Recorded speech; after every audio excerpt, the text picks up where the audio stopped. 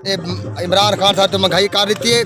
असा उनके बारे शेर शेर लिखे, शेर कलम चाह के बंद तैयार किए, मान तुरी खिदमत किते खालद आले चौंक ते पेश किए।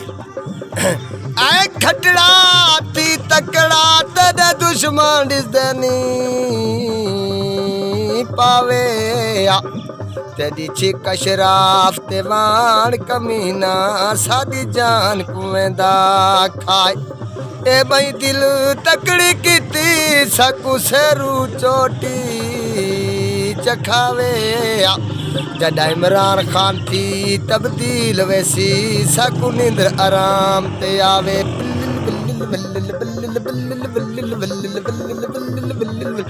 ढक्कड़ पतीली दा ढक्कड़ पतीली दा हुण माफ कर इमरान खान, साकू पता लग तेरी तब्दीली दा।